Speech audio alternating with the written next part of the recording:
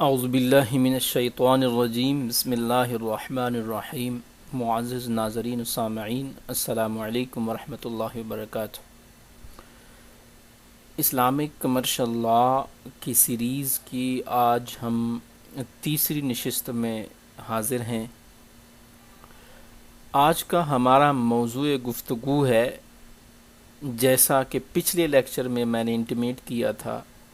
کہ اسلامی معیشت یا اسلامک اکنامکس کیا ہے،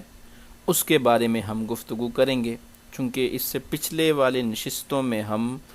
معاشیات کی مبادیات پہ بحث کر چکے ہیں۔ سامعین، اسلامی معاشیات کی مختلف لوگوں نے مختلف تعریفات کی ہیں، جیسا کہ آپ جانتے ہیں اور پچھلے لیکچرز میں آپ سن چکے ہیں۔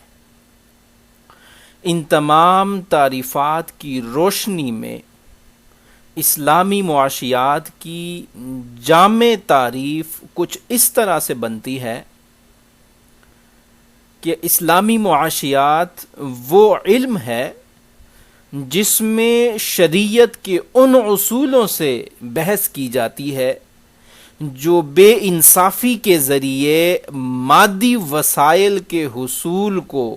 ناجائز قرار دیتے ہیں، اور جو جائز مادی وسائل کے تصرف کو اس طرح منضبط کرتے ہیں، اس طرح ڈسپلن میں لاتے ہیں کہ وہ انسان کی ضروریات زندگی کی تکمیل کے ساتھ ساتھ اسے اس قابل بھی بنائیں کہ وہ انفرادی، عائلی اور اجتماعی فرائض کی ادائیگی کر سکے جو اللہ تعالیٰ نے اور معاشرے نے اس پر عائد کیے ہیں۔ اس تعریف کی روشنی میں اسلامی معاشیات کا جو مفہوم متعین ہوتا ہے، اس میں بنیادی نکات یہ 5 ہیں۔ سب سے پہلا، یہ علم قرآن و سنت سے مستنبط ہے۔ دوسری بات، اسلامی معاشیات میں معاشی سرگرمیوں کا مقصد بے انصافی کا خاتمہ ہے۔ اور تیسرا اور بہت ہی اہم پوائنٹ کہ انسان کا مقصد زندگی یہ نہیں کہ وہ ذاتی خواہشات کی تسکین ہی میں مصروف رہے، بلکہ اس کے اوپر معاشرے کی طرف سے بھی کچھ فرائض عائد ہوتے ہیں جن کا ادا کرنا بھی ضروری ہے۔ چوتھی بات کہ فلاح یعنی دنیا و آخرت میں کامیابی اسلامی معاشیات کا بنیادی مقصد ہے۔ پانچویں اور آخری بات کہ زمینی وسائل کا صحیح تصرف ہی انفرادی اور اجتماعی فلاح کا باعث بنتا ہے۔ سامعین قدر، اب یہاں پہ یہ سوال پیدا ہوتا ہے کہ اسلامی معاشیات ہی کیوں؟ یعنی بنی نوع انسان کے لیے اسلامک اکنامکس کی ہی ضرورت کیوں ہے؟ اس کا جواب یہ ہے کہ اسلام بنی نوع انسان کے لیے اللہ تعالیٰ کی طرف سے بھیجا ہوا دین ہے۔ یہ تمام کا تمام حق ہے اور اسے اللہ بزرگ و برتر کے پسندیدہ دین ہونے کا اعزاز حاصل ہے، جیسا کہ خود اللہ رب العزت نے ارشاد فرمایا، ان الدین عند اللہ الاسلام، کہ بے شک دین اللہ کے نزدیک اسلام ہی ہے۔ یعنی یہ طریقہ حیات اپنے اندر مکمل ضابطہ حیات اور ہر شعبہ زندگی کے جامع، واضح اور قابل عمل قواعد و ضوابط لیے ہوئے ہیں۔ یہ ایک طرف اگر عقائد و عبادات کی نشاندہی کرتا ہے تو دوسری طرف انسان کے ساتھ معاملات، ڈیلنگز کے شعبے میں بھی مکمل ہدایات فراہم کرتا ہے۔ معاملات کے شعبہ میں اقتصادیات کا شعبہ انتہائی اہمیت کا حامل ہے،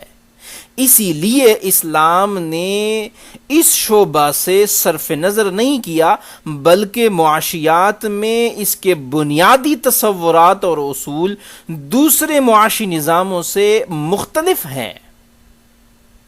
یہ افراط و تفریط کو رد کرتے ہوئے اعتدال کا راستہ دکھاتا ہے۔ یہ واحد ایسا دین ہے جو معاشیات کے شعبے میں بھی انسان کی مادی فلاح کا علم بردار ہے، انسان کو ایک معاشی حیوان نہیں بناتا، بلکہ اس کی فطر اعزاز یعنی احسن تقویم اور لقد کرمنا بنی آدم کا تاج پہناتا ہے، اور معاشی جد و جہد میں حصہ لینے کی تلقین کرتا ہے۔ اسے ایک طرف صاحب ایمان بنا کر اقتصادی جد و جہد میں حصہ لے کر معاشی انسانی اکنامک مین دیکھنا بھی چاہتا ہے، لیکن اعتدال کے راستے کے ساتھ، یعنی ایسا شخص جو کسب دولت کے حلال ذرائع کو تلاش کرے، ان سے استفادہ کر کے پھر ان وسائل سے حاصل کردہ فوائد و ثمرات کو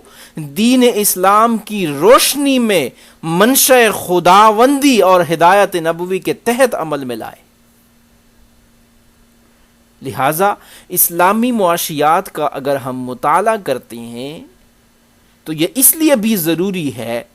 کہ معاشیات کی دنیا میں اسلامی نقطۂ نظر جاننا یہ انسانی زندگی کی مبادیات اور ارتقاء کے لیے انتہائی اہمیت کا حامل ہے، تاکہ حقیقت اور صحیح سمت معلوم ہو کہ انسان کی مادی فلاح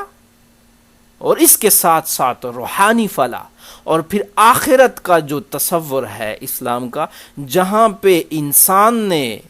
اپنے اعمال کا حساب دینا ہے، وہاں کی فلاح، یہ وہ بنیادی مقاصد ہیں جو اسلام بطور دین انسان کو پیش نظر رکھنے کی ہدایت کرتا ہے۔